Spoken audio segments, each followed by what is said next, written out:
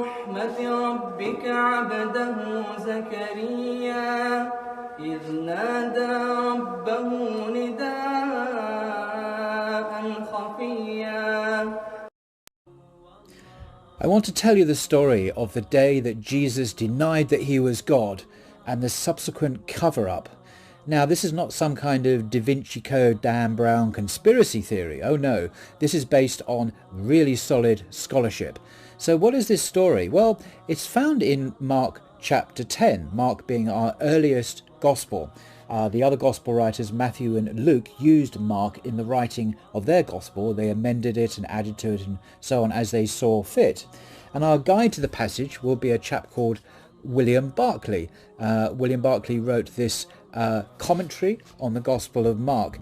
And he was, amongst other things, an author, a radio and television presenter, Church of Scotland minister, and most importantly for our purposes, Professor of Divinity and Biblical Criticism at the University of Glasgow. And he wrote this popular set of Bible commentaries on the New Testament, which have sold over 1.5 million copies. Now his motto, if you like, was, quote, making the best biblical scholarship available to the average reader. So that's why he wrote these 17 commentaries on the New Testament, published by St Andrew's Press, and they're still very popular today. You can buy them in Christian bookshops and other places. He's very readable, actually, and very accessible for the layman.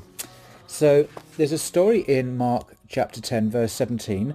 I want to tell you what he says about it, and then we'll come to the cover-up.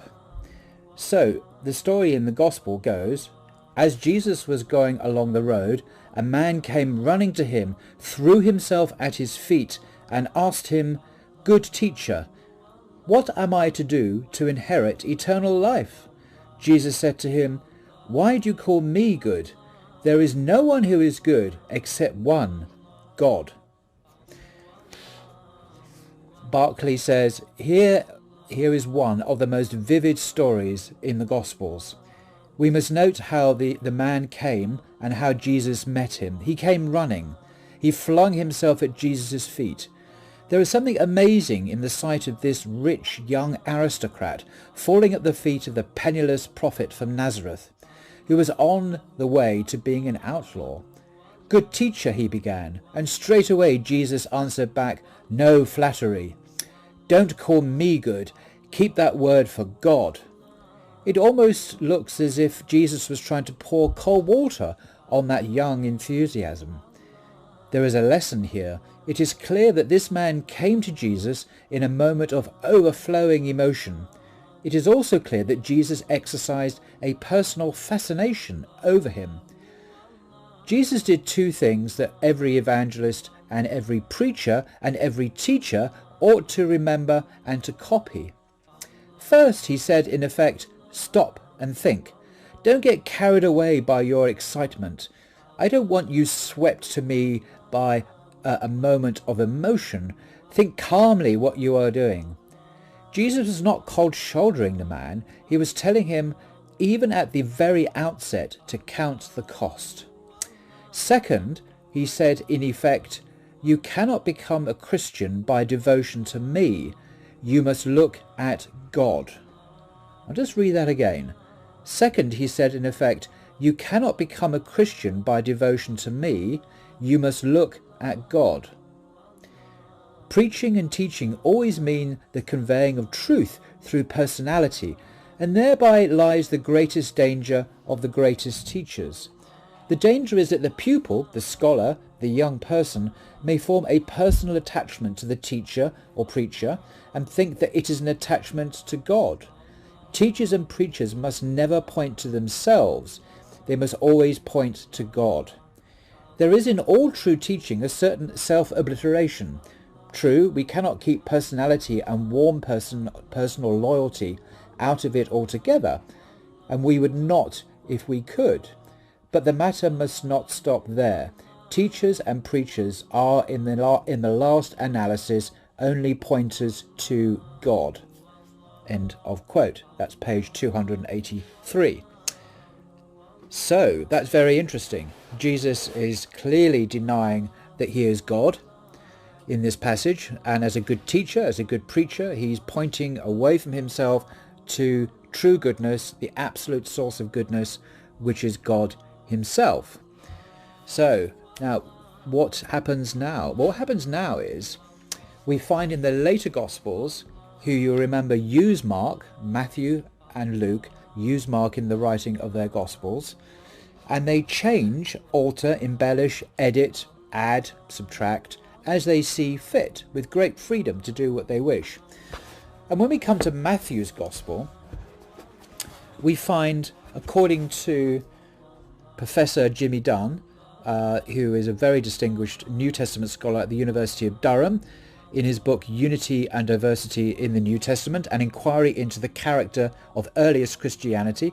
This is a heavyweight academic work, at least late undergraduate or postgraduate level. And he says on page 79, we must note also how some sayings of Jesus have been deliberately altered in the course of transmission, altered in such a way as to give a clearly different sense from the original. For example, the opening interchange between the rich young man and Jesus, Mark 10:17, good teacher, what must I do to inherit eternal life? Why do you call me good? No one is good except God alone. We've read that. In Matthew's version, chapter 19, verse 16, reads as follows. What good deed must I do to have eternal life? Why do you ask me about what is good? Only one is good. So the words have been changed. Why do you call me good in Mark becomes, why do you ask me about what is good in Matthew? So what's going on here? Why has Matthew changed the words of Mark? Jimmy Dunn says elsewhere, and other scholars have said the same, to avoid the embarrassment of Jesus' denial of his divinity in Mark. This is an embarrassing saying in Mark. It leads to the inevitable conclusion, as Barclay says, that Jesus is pointing away from himself to God, God being a separate being. And the early Christians, some early Christians, didn't want that to be the conclusion that we naturally reach. So they altered Jesus' words to make them more fitting for Christian belief towards the end of the 1st century. And in this passage, and maybe I'll do a separate video on this, Jimmy Dunn gives lots of examples, other examples, of how the teaching of Jesus has been changed, and we can actually witness this. This is not speculation. This is not liberal scholarship. You can, by comparing the different passages, you can see how they've been altered and what the agenda of Jesus' teaching has been changed, whether it be on divorce. If you look at Mark's teaching, Mark has Jesus teaching one thing on divorce, and Matthew adds and amends it in his gospel. Luke does the same on other questions to do with the resurrection appearances, and so on and so on.